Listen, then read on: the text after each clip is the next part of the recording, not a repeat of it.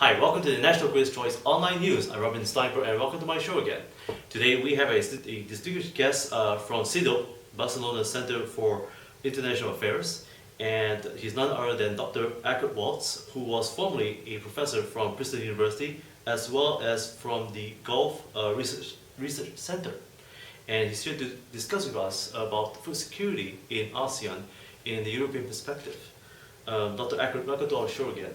Thank you very much. It's been a while that many have discussed about food security that's happening in ASEAN, and we'd like to know more about the perspective coming from Europe.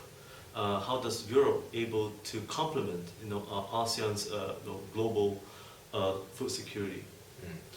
Europe has a highly subsidized agricultural sector and overall is pretty much food self-sufficient and food secure, although one should never equate food security and food self-sufficiency, of course. You can be perfectly food secure by importing food, like for example Singapore or the rich Gulf countries. Having said that, basically for Europe, agriculture since World War II, in the wake of the end of World War II and the agricultural boom that Europe has witnessed since then, basically agricultural production was not a problem of scarcity but rather of abundance. What to do with all this surplus. So in that sense, the global food crisis is kind of a godsend for European farmers, in the sense that they, for the first time in a very long time, they receive attractive prices for their products, and also politicians probably are happy in the sense that they don't need to subsidize the sector so much. Of course, Europe is importing fruits, exotic fruits or so, vegetables and so on, some more luxury food items, but when it comes down to basics, like grains, like meat production, there is a certain degree of self-sufficiency, and also of course of food security, in the sense that Europe is, or at least Western Europe, these are mostly OECD countries, so they have considerable GDP per capita, so people basically can afford food. So you don't have this typical problem of food accessibility in poorer countries or in countries with considerable pockets of vulnerable segments of the population, that the shelves are full but they do not have the money to buy the food. On an international level, Europe plays therefore a considerable role as a food exporter at this stage. Of course, not for rice, which is probably a staple food that is very much in demand over here in Asia, but for other cereals like wheat or barley, for example. Now, speaking about food security, and also there's a lot of supply coming from Europe, especially meats that you mentioned, and also dairy products. What kind of role do you see Europe is able to play in terms of price control and inflation? Is Europe able to meet the demand that ASEAN needs? Okay, one would need to take a detailed look at the statistics.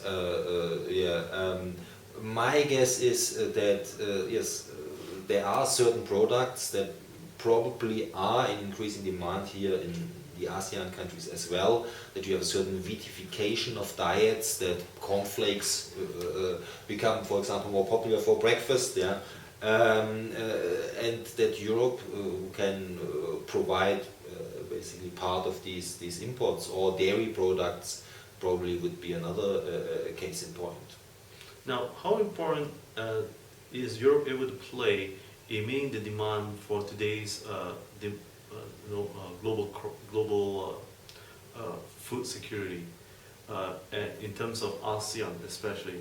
Now, ASEAN itself, especially even countries like Singapore, is heavily dependent on importation of meats from European countries, and as well as South American countries, and that goes with fish and also the dairy products, as well as rice and so forth. Rice from Europe? Some rice, yes, not all of it. But in your findings, in your research, Could you give us some insights on how this is going to play the important role in terms of price controls? Do you think that the crisis, say the Eurozone, the European currency itself, if should the European currency affect the markets, would that also inflate the price of food?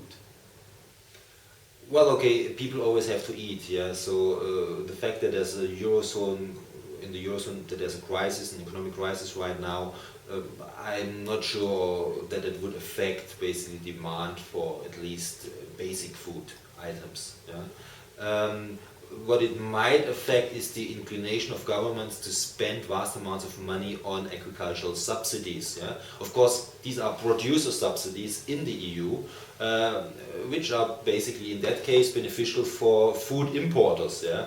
They are, as far as ASEAN countries are food importers of these items, they would face basically potentially higher import prices in case some of these subsidies are phased out, although there's no indication at this stage. Other countries that are food exporters, of course, do not like such subsidies because they regard them as basically unwarranted and unjustified competition for their own agricultural export products. And of course, some countries in Asia are food exporters, like Thailand or Vietnam for rice, Indonesia for palm oil. Having said that, especially these two items are rather tropical crops. Yeah, so there might be some, and Europe is not producing them that much. Yeah, so there is maybe not that much of competition in terms of export and import goods and a certain degree of complementarity. Now, what lessons can farmers from ASEAN learn from the European system? Because the agriculture in the European system is different and has been well established for a good number of years. Because right now, ASEAN is trying to put their act together in trying to combat against food security or scarcity, like rice, poultry, and so forth. As you said, Europe has no problem with that because you have an abundance of supply. Are there systems in place which you see ASEAN has not established, and what can they do to learn from these principles? I mean, I would be careful in the sense that the system that we have right now in Europe is basically has only been established after the Second World War, so it's rather recent. And mind you, there has been scarcity in Europe in the first half of the 20th century, often caused by wars, but also otherwise. There were not these large surpluses. These large agricultural surpluses are basically a product of the last 5 or 6 decades, and have been facilitated by a huge increase in input factors like fertilizers, pesticides, mechanization of agriculture, and so on. And basically, this has led in Europe also is a largely urbanized society, so you do not have a lot of small-scale farmers. So the question is, for example, can you really basically transfer or basically apply this model to other countries with other crops with different social structures and development paths? I'm not so sure. Yeah? For example, Vietnam has a lot of small-scale farmers, actually very productive small-scale farmers, yeah? And especially in rice cultivation. The productivity gains of mechanization are not as pronounced as in case of, for example, wheat cultivation. So what would you do with these farmers? Yeah, I mean, even if you even provided, let's assume, this kind of mechanization that we have witnessed in Europe is applicable to rice farming and to Vietnam, would that be really a benefit for the small-scale farmers of Vietnam? Maybe not. Yeah. So I think one would need to take a very careful look on a case-by-case basis, and also would need to take into consideration that this whole praxis of subsidization of agriculture that basically is so deeply ingrained in the European also political culture is highly questionable and basically is highly controversial within the Doha round of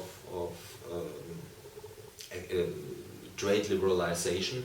That of course countries that are competitors to Europe in the field of agricultural exports are very much against these subsidies and equally against export subsidies of the US.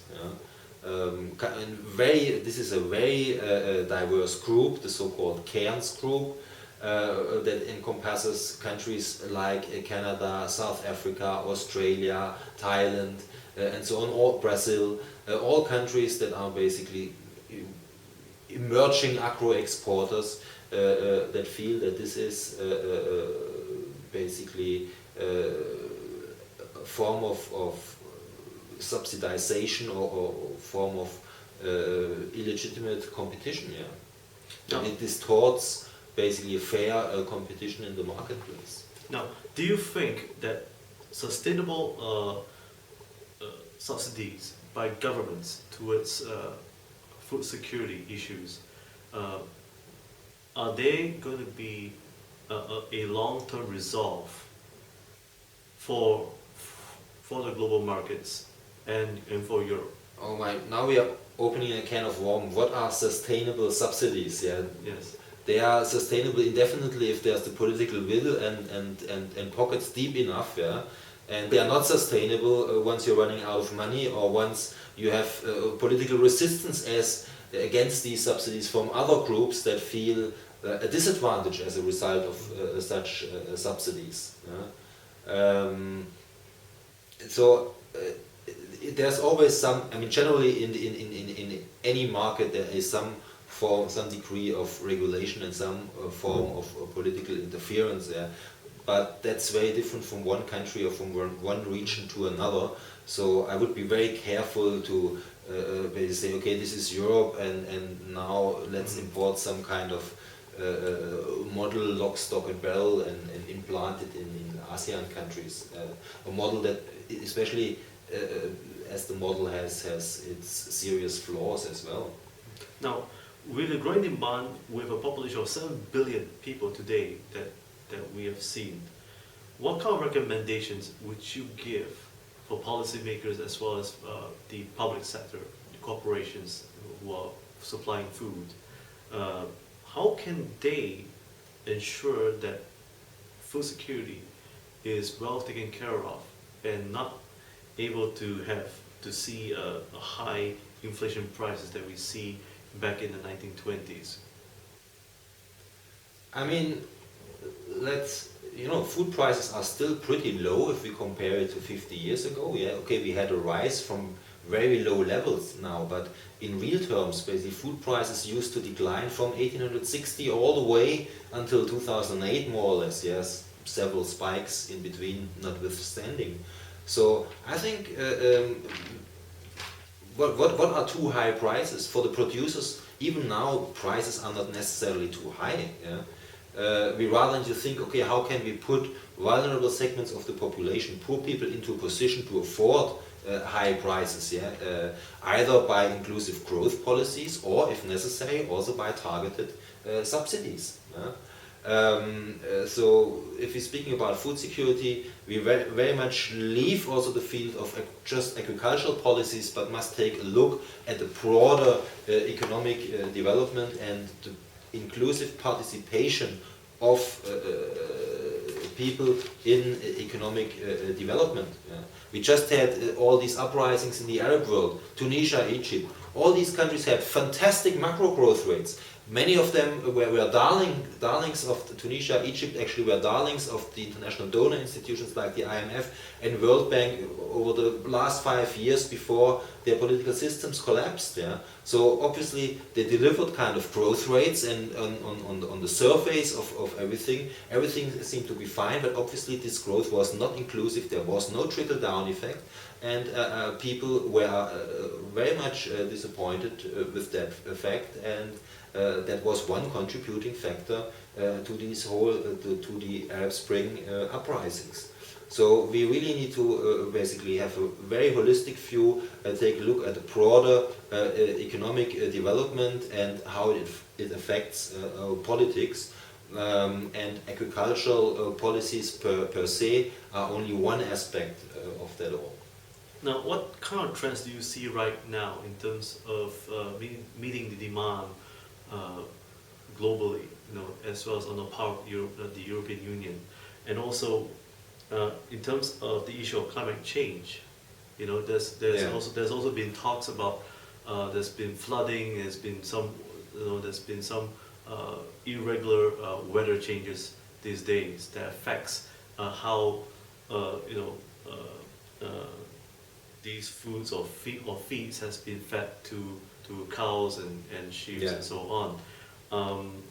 Could you give us some insights? I mean, if we stay on current trajectories, it's not possible to satisfy demand in the long run, full stop. Yeah. But what is demand? Yeah. So how can we basically either increase supplies or reduce demand? Yeah? Increasing the supplies in the past has been accomplished by increasing basically hydrocarbon inputs like fertilizers, like fuels, not only for the mechanization but also for the transportation along these very globalized value chains of the global food system. So there is a certain question mark whether we can really continue with this rather unsustainable agricultural practice, because these productivity gains have petered out since the 1990s, and productivity growth has all but slowed in the developed world and all in the countries of the developing world that have applied the green revolution technologies, like for example India, Mexico, and so on. So only in Africa experts kind of still expect the possibility of major productivity boosts if we had an increased application of irrigation, mechanization and fertilization, as we've seen in these developed markets. So there's a certain question mark whether basically industrialized agriculture can deliver as it has in the past. And even if it still can deliver in certain regions or in certain areas, we need to see that basically industrialized agriculture faces diminishing marginal returns, yeah, and actually faces often productivity challenges that are partly caused by it. Yeah, you have mentioned climate change. About a quarter of all greenhouse gas emissions are coming directly or indirectly via deforestation from agriculture. Yeah? Over-fertilization and the application of pesticides leads to a decline in the quality of soils. Yeah? And basically there's a big question mark whether we can really maintain this kind of growth, and whether we should maintain it actually, or whether we might find more sustainable practices. It doesn't need to be full-blown ecological agriculture. We have to acknowledge that especially the use of fertilizers has been tremendously important, and that we probably cannot feed 7 billion people without the use of mineral fertilizers. Yeah. But there is room for more efficient usage for precision farming, and there's room also for more agroecological practices. So I think there's probably room for shades of grey between this often very pitched ideological confrontation between agroecological purists and this kind of agricultural engineering that is propagated by large companies in the food sector or by international organizations. Another possibility is, of course, to reduce demand. Yeah? Now we will face still population growth until 2050 on a global level at least, so we cannot reduce that, but one might think, for example, about not adhering to pretty questionable practices in biofuel subsidization. So shall we basically subsidize corn in the US to produce ethanol, or shall we produce corn in order to feed people? And I definitely think we should produce it, fill the corn into empty stomachs and not into tanks. You know? Another question is to reduce waste along the value chain. You know, there's so much food being wasted along the value chain, in food processing, in distribution, then in the household itself, yeah, that basically a lot of food on the level of the supermarket or in households is thrown away, yeah, just because basically the expiration date has passed. All the food would still be perfectly consumable. So there's, I think, a lot of space to reduce waste along the food processing and logistic chain. And the biggest saving, of course, would come from a reduction in meat consumption. 70% of worldwide agricultural land is used for meat consumption, either for pastures or to produce crops that are being fed to animals. Yeah? So yes, of course, once societies become more affluent, they tend to switch to diets that are more meat-based and include dairy products and so on. But let's face it, yeah, we cannot basically consume as much meat and dairy products as Europe and the US are consuming right now on a global level. We do not have the resources. Yeah. Like China, basically not every family can have 2 or 3 cars like in the US.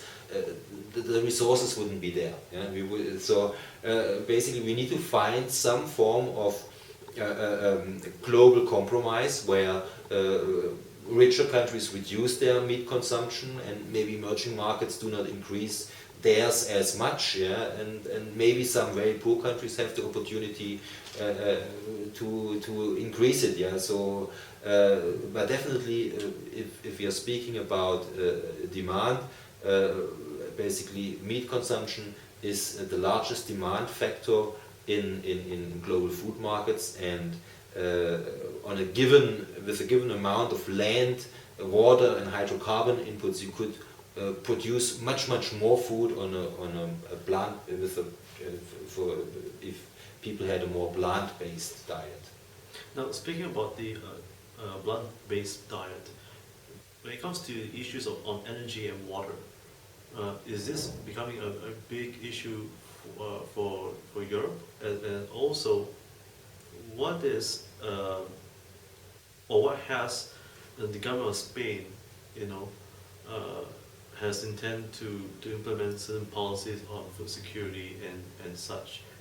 What sort of best practices has the government of Spain done so far to able to meet these demands and implement issues on the climate change and so forth? I mean, Spain is a major producer of fruits and vegetables that it exports to the rest of the European Union. So they are not so much in grain production or dairy production. And yes, the south of Spain, they have a water problem. Yeah? While other countries in Europe, like France, Germany, and so on, they do not have a water problem. Yeah? So that's not an issue. Yeah? That basically food production would be impeded by water scarcity, like also in the Middle East, for example. So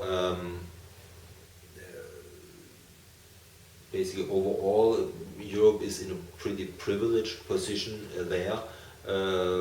But in the case of Spain specifically, yes, water conserving practices are very important and very interesting, yeah, like for the Middle East as well. Yeah.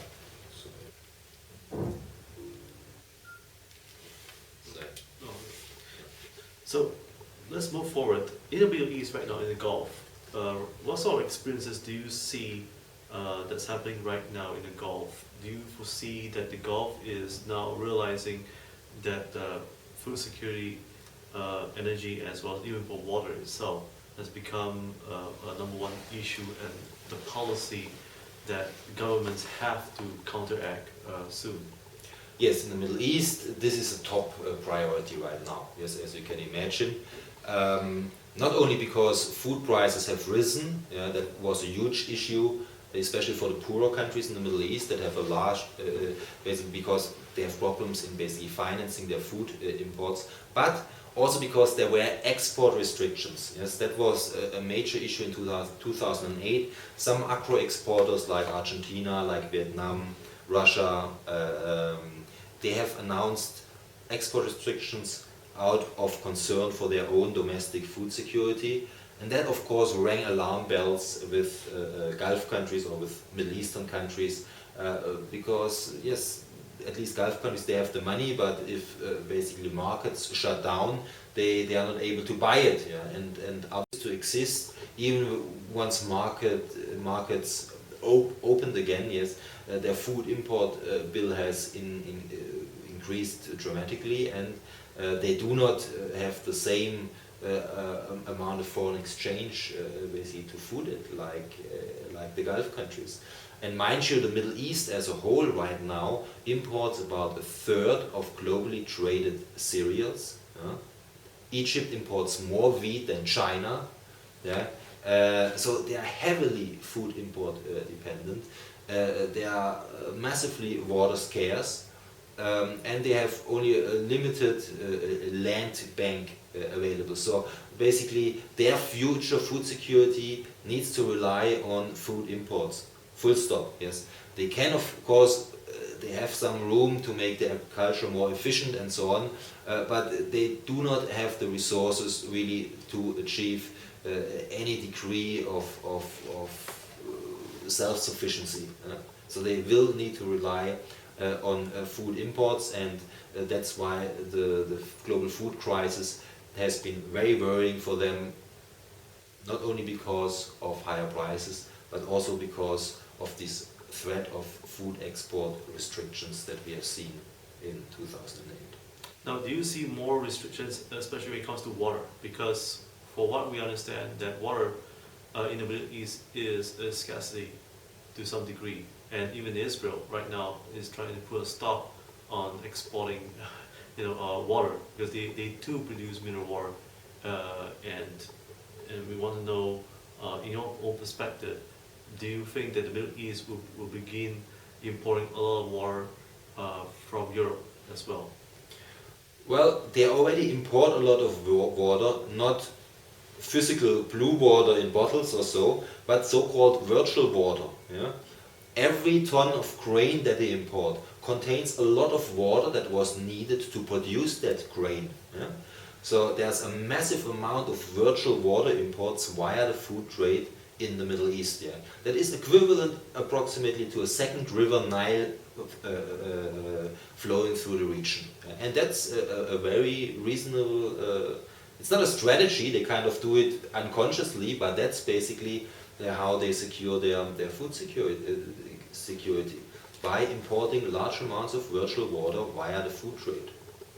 So right now, what do you see? And to facilitate that, they will need to have income from somewhere else. Yeah. So yes, the strategy must be basically to use the scarce water resources, not necessarily for agriculture, but for your urban manufacturing and services. Yeah, where people earn the money in order to pay the food that they import at the end of the day. Yes. And you mentioned Israel. Israel is a case in point. Israel is now an OECD country. Yeah? Why should they produce oranges or whatever with their scarce water? Yeah? They should rather basically put it in bottles and give it to drink to software engineers and so on. And the trend is elsewhere in the Middle East, we have that as well. Yeah? Saudi Arabia is now phasing out wheat production, wants to basically direct the scarce water resources rather to value-added crops, tries to save water with new agricultural technologies like hydroponics, greenhouses that run with desalinated water, and so on. What do you see for the next coming 5 years in terms of technological developments as well as encountering demand with food security issues from Europe for the world? I mean, Europe has certain technologies to offer. You've mentioned Spain and so on. These are countries that have experience with agriculture in rather arid climate zones. Also, renewable energies will be very important for a kind of sustainable intensification of agriculture in such arid regions, and that's why Qatar, for example, regards renewable energies as part and parcel of its program of agricultural development. So you will probably see more technical inputs from this side, from the water saving technology side for sure. With seeds and so on, there's of course a very controversial debate. I don't need to tell you about that with genetically modified seeds, whether they can really bring productivity gains or not. In any case, one would need to vet this very carefully, and it also depends with all these, any technology that is being applied, it doesn't happen in a socio-economic void. Yeah? For example, the Green Revolution, with all its faults, had more positive effects in India, where land distribution was more equal and it also had actually less environmental damage than, if, for example, in Latin America, where you have very unequal distribution of land ownership. Now, you spoke about genetics. Now, we have found that the meats are also been genetically, evolved alongside with seeds, for instance, like vegetables and all that. One has argued and wrote into us and said that it is wrong to have a genetically modified foods because it is not yet proven that whether human consumption is appropriate. I'd like to get your sense of your expertise, of your outlook. What do you think? Honestly, I'm not a specialist in that, so I profess my ignorance. There are very strong corporate interests behind GMO that, of course, want to portray it as unproblematic. We also have to see, so far, there are only limited applications of GMOs, geographically, but also in terms of crops. Yeah? Geographically, it's so far pretty much a US affair, plus some a bit of Argentina, China, but it's very much focused on North America so far, and also focused on only a few crops, like cotton, like corn and soybeans.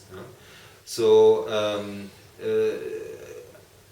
the big question is basically, first, and it doesn't seem so far that GMOs would have delivered any of these productivity gains, or that the research would have focused on traits that might be really important to increase food production in more disadvantaged regions like drought resistance and so on. That was not at all the research focus of large companies that are involved in that business like Monsanto.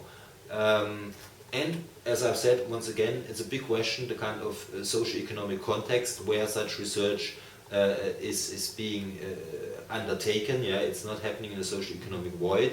And of course, these companies, they first of all, they want to make profits, which is legitimate to a certain extent, but there are very serious questions, not only regarding basically possible dangers that might be underestimated by agenda-driven research, but also by other issues like compromising the food sovereignty of farmers, reduce biodiversity and so on. So they probably would need to be studied very carefully.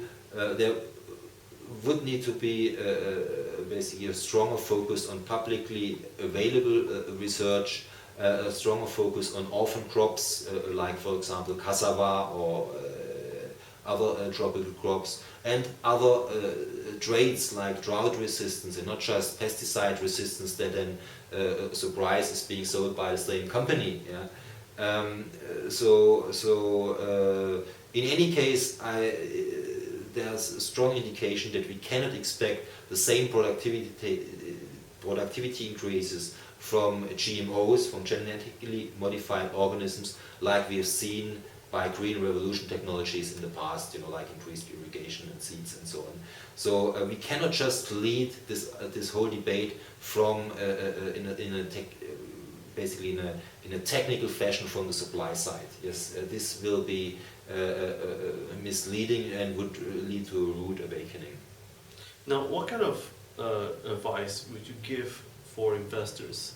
Because I know that during the seminar today, there's very little mention about Africa, and of course, and also very little mention about investments for investors who wants to make an investment in food sector, especially, and how they can develop food research as well as food distribution and supply in Asia, for instance. So what advice would you give for someone like Nestle or other conglomerates who intends to expand their operations to meet the global demand? I mean, Africa so far is not a source of food exports, yeah, at least at the end of the day. Yeah, so large parts of the continent are dependent on food aid, actually. Yeah. But that could change. Yeah. There are a lot of resources that could be put to good use. Yeah. And actually, that's one reason why many people are looking now to Africa as kind of agriculture's last frontier, where they hope that these productivity gains that we have seen with the help of green revolution technologies could be replicated in Africa. Yeah. So there might be some possibilities. The Bill and Melinda Gates Foundation, they are together with the Rockefeller Foundation, they have this Alliance for Green Revolution in Africa, where they kind of are making this case. Yeah. Although they say that any green revolution should be targeted towards the large majority of small-scale farmers on the continent, so even the proponents of such an approach basically acknowledge that it could not be the introduction of kind of Brazilian-style super farms in settings of where small-scale or smallholder ownership prevails, because this, of course, would lead to social conflict. Yeah. What else could it lead to? So Africa has a lot of potential to increase production. In the first place, it would need to increase production for its own sake and for its own people. So I think that's the most important thing, and not necessarily what Nestle or somebody else can take out of it. All of these companies, of course, are growing a lot of their food crops, like export crops like cocoa or coffee and so on, in Africa, and of course can contribute to agricultural development over there. Yeah, one should avoid ideological viewpoints, yeah, that are existing on both sides of the debate. If so, there would need to be clear advantages for the people involved, yeah, in terms of business opportunities, jobs, compensation, and so on. And often, probably such win-win situations or win-win trades probably would be rather created by some form of joint equity, for example, outgrower schemes, joint ventures or so, not necessarily by large-scale land acquisition by foreigners and basically implementation of highly mechanized plantation operations that leave basically sideline the local population. That would be the worst outcome. Well, thank you, Dr. Eckert, for sharing with us here at the National Green's Choice, and thank you for joining me with Dr. Eckert Waltz, who is the Senior Research Fellow Associate for CIDOC, Barcelona Center for International Affairs. And I'm Robin Steinberg. Thank you for watching, and do join me again later this week. Thank you. Thank you, sir. Thank you. It's very, very enlightening.